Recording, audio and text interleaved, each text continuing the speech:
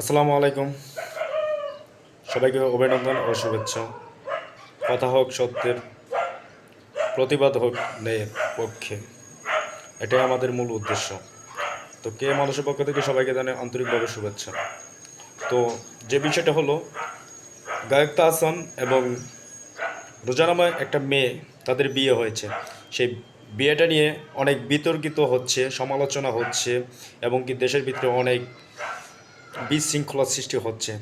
কেউ বলছে যে তাদের বিয়ে করা ভালো হয়েছে, আবার কে বলছে যে আরেকজনের জীবন সর্বনাশ করে এটা কেমন ধরনের বিয়ে। তো আসলে মূলত যে কথাটা হলো, রোজা নামের যে মেয়েটা, তার বাবা নাকি একজন বিখ্যাত সন্ত্রাসী। তো পুলিশের গুলিতে না রেবের গুলিতে মারা গেছে, এবং কি সে 9 বছরের একটা সম্পর্ক ছিল, সেই ছেলেকে ঠকিয়ে, সেই ছেলেকে কাঁদিয়ে সে তাহসানকে বিয়ে করেছে। এবং কি রোজানা সেই ছেলেটার কাছ থেকে 9 লক্ষ 15 লক্ষ টাকা 15 লক্ষ টাকা বিদেশ ভ্রমণ করার সময় সে, এবং কি থাকার সে টাকাটা নিয়েছে। তো মূল কথা হলো সেটাই, যে রোজা নামা মেয়েটা যে কাজটা করেছে সেটা কি ভালো করেছে? সেই কাজটা কি ভালো করেছে? আরেক একজনকে কাঁদিয়ে আরেকজনের বুকে আরেকজনের বুকে যাওয়া, সেই যে কাজটা করেছে সেই কাজটা কি ভালো করেছে? আপনারা কি চোখে দেখছেন সেটা? আপনারা এই ধরনের মেয়েদের কি বলবেন? কি বলবেন?